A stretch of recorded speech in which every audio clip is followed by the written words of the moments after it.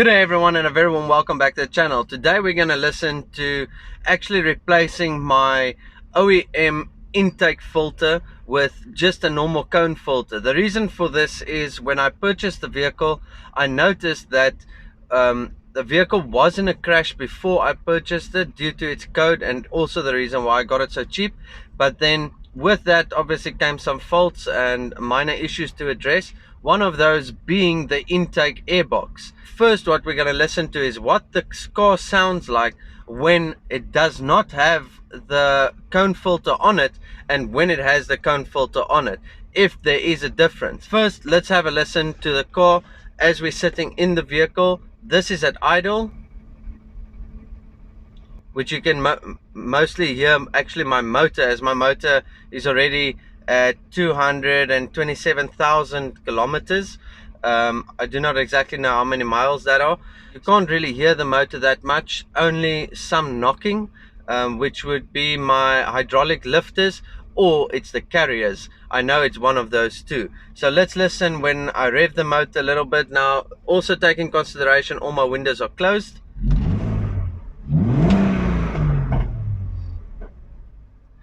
Okay, and then let's just open the windows. And once again you can have a listen to the motor. And then at rev.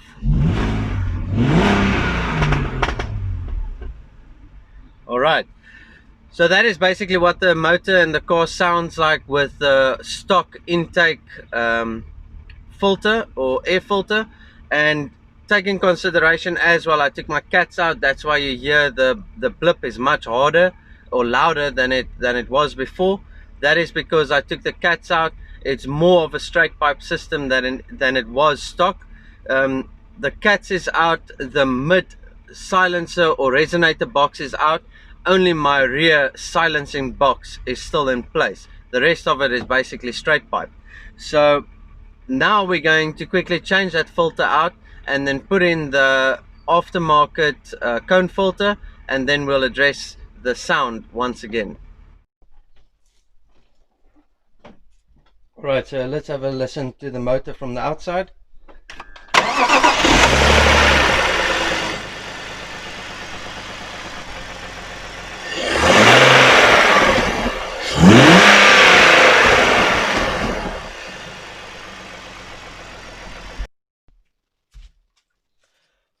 Alright, so to remove this intake box is actually an extremely easy thing to do. First, what you'll like to do is, you see here where this is missing. I actually had one in there, but it always rattles out. I need to put Loctite on it. But you will release the bolt or screw that's sitting in this location. And then next what you'll need to do is at the rear of your intake box. Let me just open it up. So when you open up the box, you'll actually be able to remove this, since this is the only mounting point that secures it. And here you can see the broken piece or the damage. So next you'll have a look at behind your box where it goes through your airflow sensor. There's a steel clip that you'll need to unclip. So there's one on each side that you'll want to release.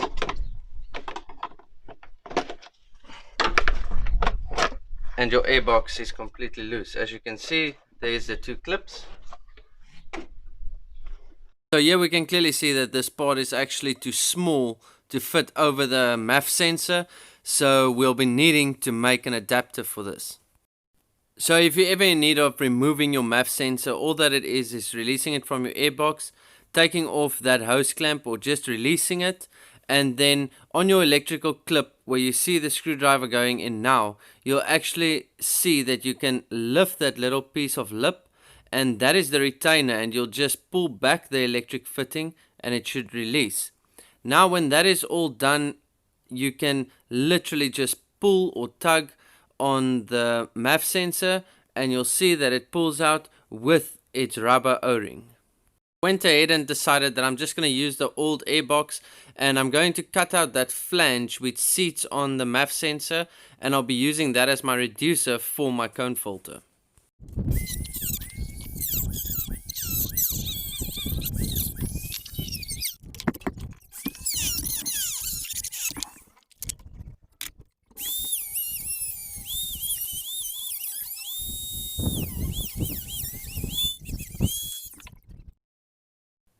So next that you'll see, there's the final product, and now I'll need to see if it's actually going to fit in the cone filter. Now it is a bit grey and rough at this stage, as I first need to check if it's worth working further on. So there you can see it actually fits nice and snug. So later on I'll be taking this off, spraying it black so that it's all the same color. But now I've got a quick release filter that is actually connected to my MAF sensor.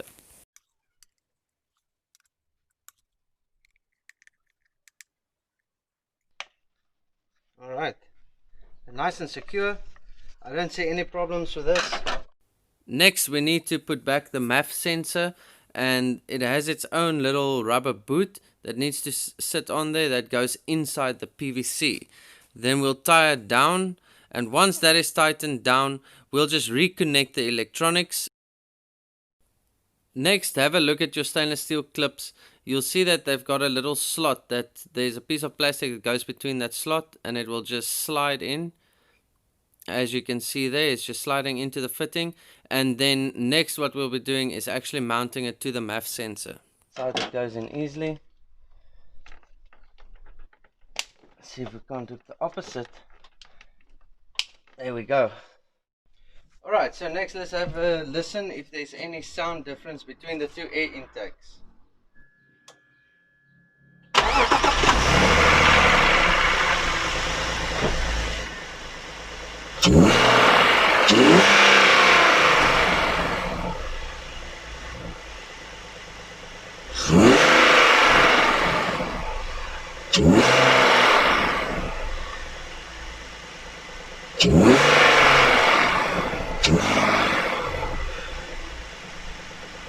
Alright, so let's have a listen to what it sounds inside the cockpit.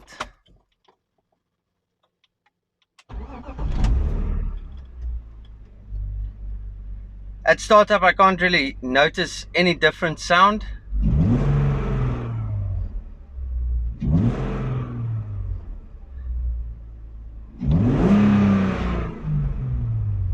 With rev I can definitely hear a little bit more of sort of like an inhale type of sound. You can definitely hear the air rushing into the motor, but it is a very, very slight difference from what it used to be, especially sitting in the cockpit. Let's let the windows down.